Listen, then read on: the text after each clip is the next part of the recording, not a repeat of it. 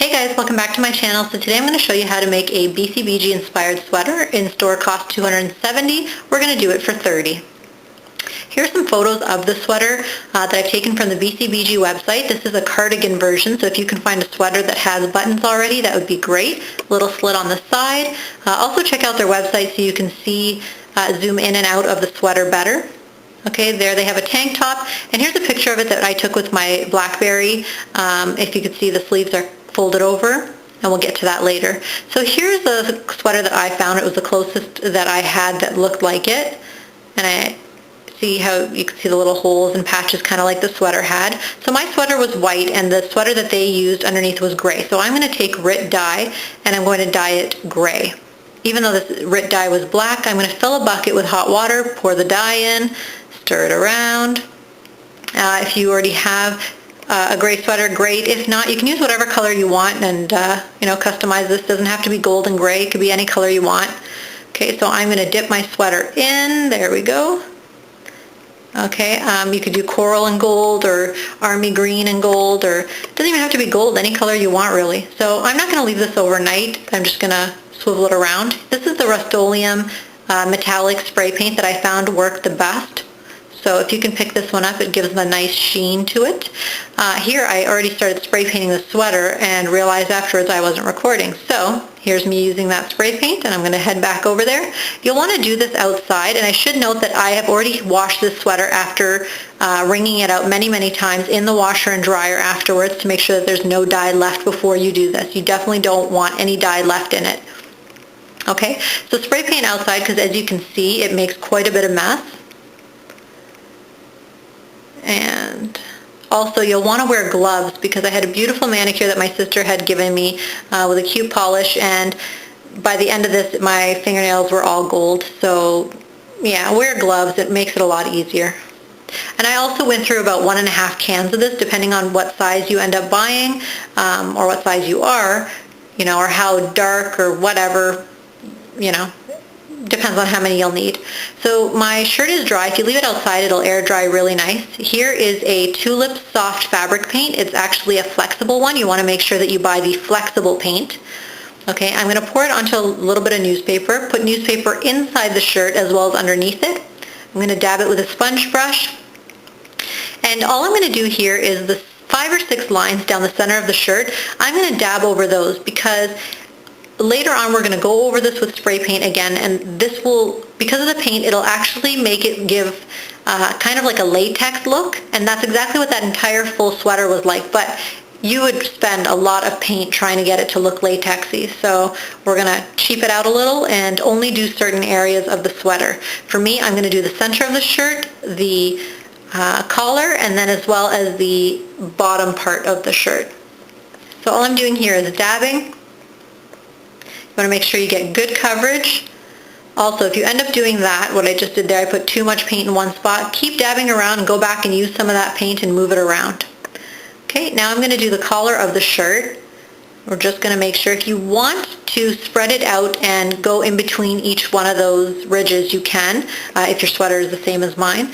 Otherwise, I kind of like it. I left it and I'm not stretching the shirt, because when I do wear it, I'd like to see some of the gray peek through it. Okay, so I'm going to make sure to go through it. Now, on the BlackBerry photo that I took, the BCBG store associates had the sleeves rolled up, okay, and it's showing the seam on the inside as gold, if you go back and look at the picture. I'll link it on my blog so you can see, so you don't have to rewind the whole video. Okay, and I'm just going to dab that. You don't have to be neat about it. You can be messy, neat, whatever you'd like, or, I think it might have been cool had I have done that, a nice coral color, something that pops, but the gold works for me too. So take your time and go through and make sure you get every little piece. And this paint doesn't rub off or anything, so don't worry about that. I know you're thinking spray paint and paint like this is going to get all over me. It doesn't. Once you've hand washed it later, none of this stuff will budge. Okay, what I'm actually going to do right now is I've opened the sleeve a little bit wider, because let's just say that one day I felt like rolling it up higher, lower, whatever. You don't want to lift and have part of it still gray. You can go all the way up if you'd like, but I'm just going to do it as if I'm going to wear it as a 3/4 length.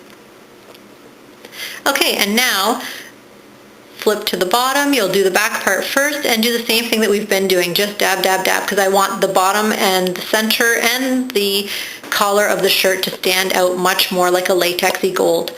Okay, and again, this paint dries really fast, so assuming I get all the way to the other end, by then it'll have dried completely and I can work on the front part.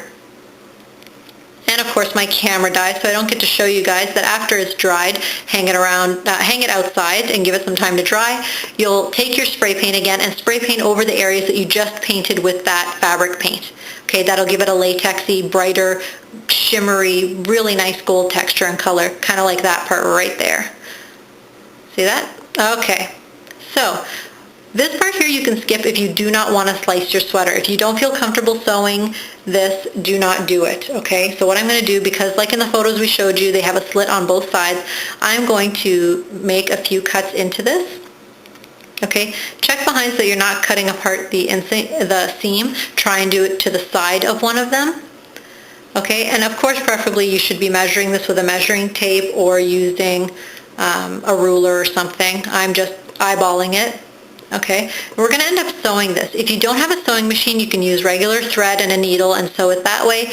If you want to make it go a lot faster, you can use a sewing machine, but it works both ways for someone that does or does not know how to sew. Okay, so I've made some cuts here, and like I said, I should be measuring it with a ruler, but instead I'm just going to fold them and hold them next to each other, and yeah, need a little bit more on the other side, so let's cut it one more time. A little bit more right there. Okay, measure it up. Perfect. Okay, I'm happy with it. So from there I'm going to grab my gold thread and I'm going to hand sew it. I'm hand sewing so I could show you that some of the most important parts, you know, a sewing machine is pretty self-explanatory. You run it through until you make sure nothing's budging. With the hand sewing, you're going to want to sew the center first to make sure that it does not unravel any further up.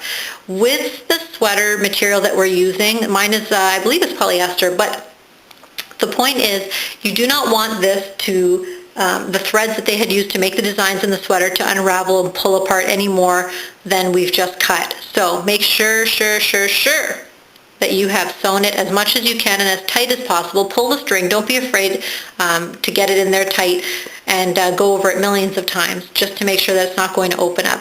Okay, and what I'm going to do here to the sides now is I've folded it over and I'm going to push through the inside, like the inside of the sweater, outwards and pull tight.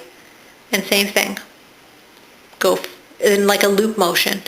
Oops, some of the thread there. This is the one thing that you have to look out for. And I'll show you right now. So I'm going to push through and pull out from the other side, but move your thread to make sure that when you do pull it, it goes where it's supposed to. Keep an eye out for that because sometimes it will move and you know, you'll notice it the first time it does it. So see how I'm moving it right there, move it over and then pull. And you're going to do that the whole way around where you've made the cuts. Okay.